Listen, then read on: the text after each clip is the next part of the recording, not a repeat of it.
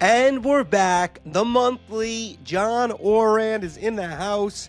John, of course, from Puck, now has his show, The Varsity, which is not only a podcast, but now has moved into, he knows that the regional sports networks are where the future is, with Nesson and the Pittsburgh RSN as well. So congrats to John on that. And as always, like to start fast, John. So let's look at this YouTube TV ESPN deal, and forgetting if a deal is done or not. What do you see in terms of where we're going, and what this says about where we are with the business? Here's why I find this deal to be more fascinating than, because I've covered these deals for decades, Andrew, and this deal, the leverage is, it could be turning. I mean, I don't want to say that it is turning. I just think that there's a possibility that the leverage is turning towards the distributors. Historically, there has been no distributor that would go without a Monday Night Football, especially a Monday Night Football that has a Cowboys game or a game at Lambeau with the Packers and the Eagles. Next week, there's another Cowboys game. There's SEC football sprinkled in. The college football playoffs are down the road. I don't know one distributor that would say, we're going to do a test case here.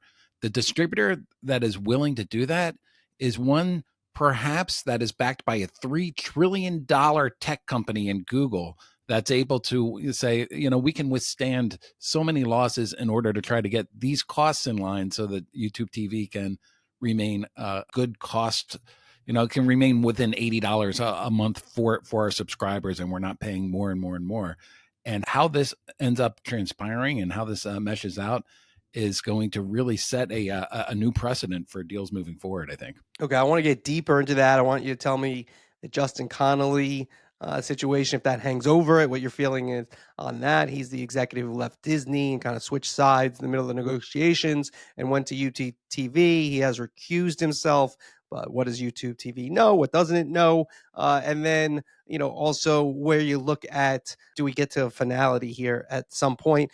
As we're taping, there's no agreement. Maybe an agreement happens in the interim. We're presented by WSC Sports. If you're not using WSC Sports, I don't know what you're doing.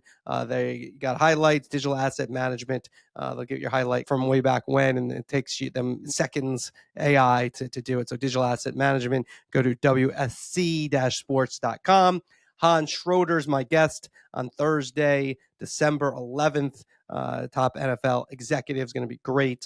So we're going to have that for you, and we look forward to that with Hans. And so, John, okay, let me just get into the Justin Connolly aspect of it, and I want to get your take on it. So Justin Connolly was a top, I don't know his exact title offhand here, but he was the top distribution executive at Disney, reporting to Jimmy Pitaro, was making $6 million a year, according to court filings, left in the middle of his contract, I think just signed, went to YouTube TV, is now the head of their sports and global division.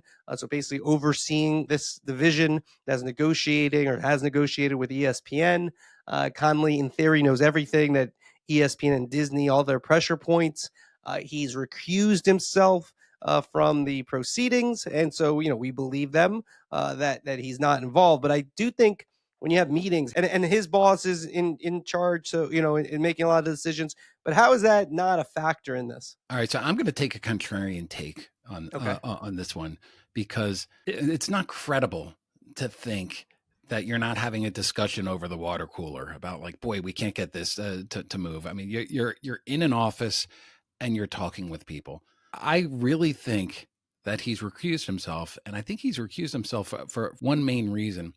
Justin Connolly has been a part of the affiliate group at ESPN for decades, for more than 20 years. He knows what asks are going to get kicked around. Like he knows what not to ask. I think that if Justin were a part of this, he would get a great deal for YouTube, but he wouldn't be asking for certain things that he knows are just the third rail for any program network. And Google, they're run by tech guys. They're not run by people that grew up in the affiliate cable business. And so, not the fact that they went dark, because that happens on these types of negotiations. The fact they've been dark through 2 Monday Night Football games. The fact that they've been dark for like 2.5 weeks, and they could sign a deal today, but it looks like there's no end in sight to this, as far as I'm concerned. It just suggests to me that YouTube doesn't have anybody in the room that's able to say, yeah, let's not push too hard on this topic, because there's no way they're ever going to agree.